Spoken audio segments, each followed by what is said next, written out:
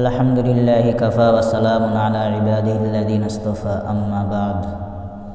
আলহামদুলিল্লাহ, সমস্ত প্রশংসা মহান রব্বুল আলামিনের দরবারে, যে আল্লাহ রব্বুল আলামিন আমাদের সকলকে মুসলমান বানিয়েছেন। আলহামদুলিল্লাহ, দরুদ ও সালাম বর্ষিত হোক সর্বযুগের সর্বশ্রেষ্ঠ মহামানব নবী মুহাম্মদুর রাসূলুল্লাহ সাল্লাল্লাহু আলাইহি ওয়াসাল্লাম।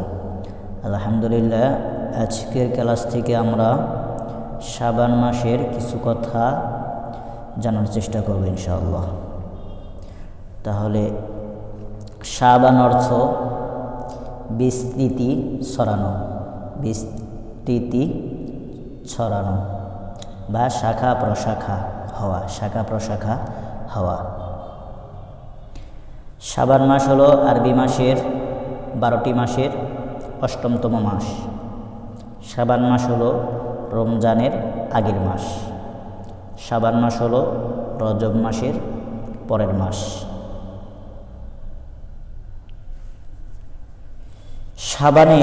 শাবান মাসে ঘটে যাওয়া কিছু ঘটনা।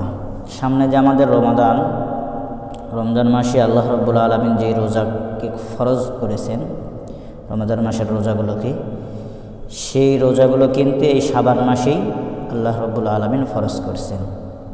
কোরআনের এই আয়াত, রোজা ফরজের আয়াতটা আল্লাহ রাব্বুল আলামিন শাবান মাসেই অবতীর্ণ করেছেন, নাজিল করছেন। হুজুর সাল্লাল্লাহু আলাইহি ওয়াসাল্লাম মক্কা থেকে মদিনায় যখন হিজরত করলেন, মক্কা থাকা অবস্থায় কাবা ঘরের দিকে মুখ করে সে সালাত আদায় করতেন। মদিনায় যাওয়ার পরে আল আকসার দিকে মুখ করে সে সালাত আদায় করতেন। তার মনের আশা আকাঙ্ক্ষা কেবলার দিকে ফিরে এসে নামাজ আদায় করবে, সালাত আদায় করবে। আল্লাহ রাব্বুল আলামিন তার এই আশা আকাঙ্ক্ষাকে পূরণ করছেন। কেবলা পরিবর্তন হয়েছে এই শাবান মাসে।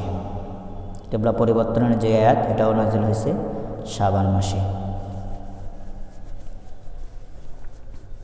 বদরের যুদ্ধের প্রান্তরে আবার যুদ্ধ হওয়ার কথা ছিল, যেটাকে বলে থাকি দ্বিতীয় বদর যুদ্ধ। এই যুদ্ধে আবু সুফিয়ান আসছিল। আসার সময় সে 2000 সৈন্য তার সাথে ছিল। সে পরবর্তীতে আর আসেনি। আর হুজুর সাল্লাল্লাহু আলাইহি ওয়াসাল্লাম 1000 সাহাবীদেরকে নিয়ে আসছিলেন। আসার পরে কিছুদিন সেখানে অবস্থান করছিলেন বদরে, কিন্তু তারা আসে নাই, এজন্য আর কোনো যুদ্ধ হয়নি। এটাকে আমি বলে থাকি দ্বিতীয় বদর যুদ্ধ, এবং যুদ্ধ ছাড়াই মুসলমানদের, যুদ্ধ করা ছাড়াই মুসলমানদের বিজয়। 4 নম্বরে ইফকের ঘটনা। আম্মাজান আয়েশা সিদ্দিকা রাদিয়াল্লাহু তাআলা আনহার উপর যে অপবাদ দিচ্ছিল তারা, মুনাফিকরা, সেই অপবাদের তিনি যে এমনটা করেন নাই, আল্লাহ রাব্বুল আলামিন সেই আয়াত নাজিল করছেন এই শাবান মাসে। তাহলে ইফকের ঘটনাও শাবান মাসে হয়েছিল। এরপরে যুদ্ধের ভিতর মুনাফিক ছিল। মুনাফিক থাকার কারণে মুনাফিকরা একজন আনসার এবং একজন মুহাজিরের ভিতর ঝগড়া লাগিয়ে দেয় কোনো একটা বিষয় নিয়ে। হুজুর সাল্লাল্লাহু আলাইহি ওয়াসাল্লাম দ্রুত তাদের ভিতর মীমাংসা করে দেন। তাহলে শাবান মাসে এই সমস্ত কাজকর্ম ঘটেছিল। 1 নম্বরে রমজানের রোজা ফরজ হয় এই শাবান মাসে। কেবলা পরিবর্তন হয় এই শাবান মাসে। দ্বিতীয় বদর যুদ্ধ করা ছাড়া এই মুসলমানদের বিজয় হয় এই শাবান মাসে। ইফকের ঘটনা সমাধান আল্লাহ রাব্বুল আলামিন কোরআনের আয়াত নাজিল করে সমাধান করে দেন, এটাও এই শাবান মাসে। এরপরে 2 জন সাহাবীর ভিতর মীমাংসা করে দেন, এটাও এই শাবান মাসে।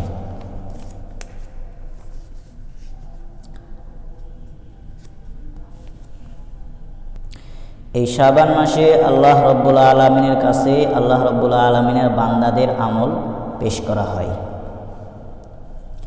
একটি হাদিস আমরা দেখি, একটি হাদিস পাওয়া যায় যে ফজরের সময় কিছু ফেরেশতা আল্লাহ রাব্বুল আলামিন পাঠিয়ে দেয়, যাও তোমরা জমিনে যাও, পৃথিবীর বুকে যাও।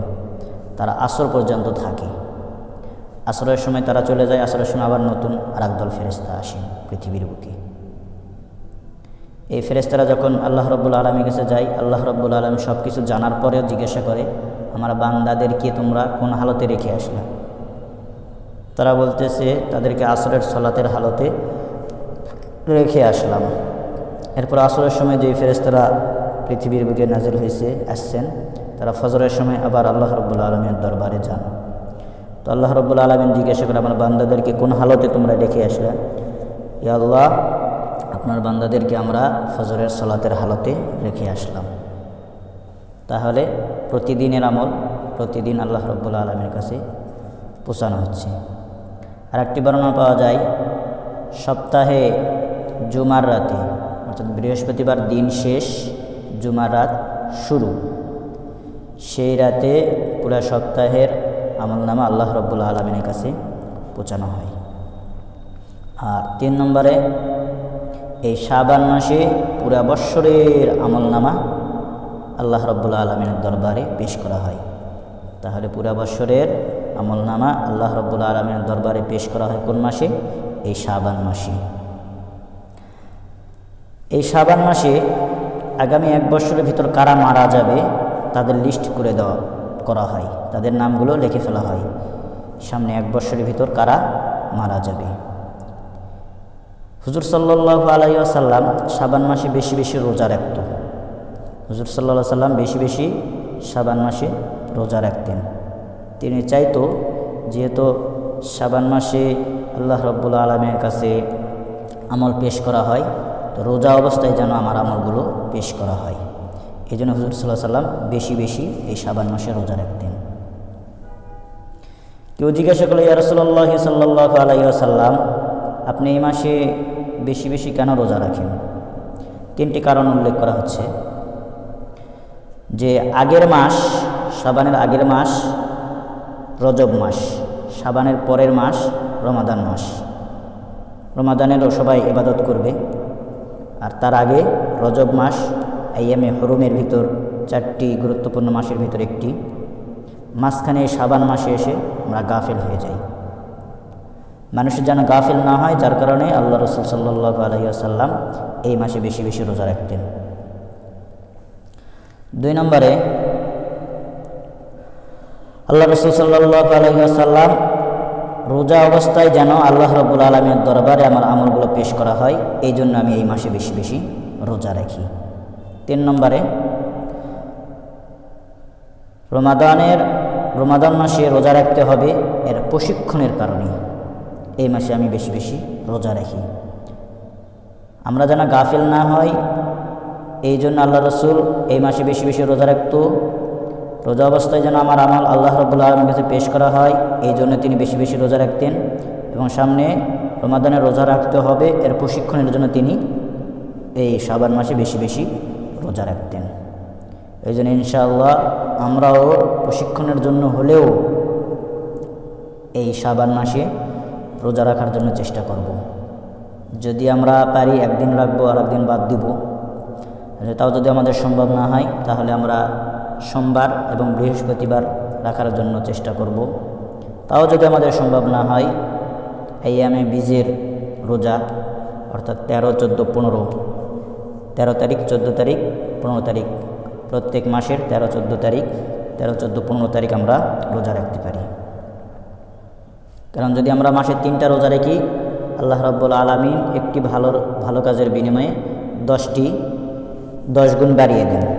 3টি রোজা রাখার কারণে আপনি পুরা মাস রোজা রাখার সওয়াব আল্লাহ রাব্বুল আলামিন আমাদেরকে দান করবেন। এই জন্য আমরা এই মাসে বেশি বেশি রোজা রাখার জন্য চেষ্টা করব ইনশাআল্লাহ। আল্লাহ রাব্বুল আলামিন সমস্ত কথার উপর আমাদের সকলকে আমল করার তৌফিক দান করুক। ওমা তৌফিক ইল্লা বিল্লাহ। তবে এখান থেকে আজকে আমরা লিস্ট করে নিয়ে যাই যে আমি কোন দিন রোজা রাখব। এরপরে সামনে যেহেতু রমাদান মাস, আমাদেরকে রোজা রাখতে হবে।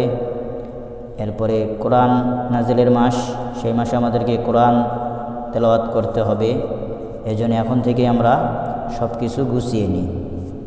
আল্লাহ রাব্বুল আলামিন সমস্ত কথার উপর সকলকে আমল করার তৌফিক দান করুক। ওমা তৌফিক ইল্লা বিল্লাহ। সুবহানাল্লাহি ওয়া বিহামদিহি সুবহানাকাল্লাহুম্মা ওয়া বিহামদিকা আশহাদু আল্লা ইলাহা ইল্লা আনতা আস্তাগফিরুকা ওয়া আতুবু ইলাইক।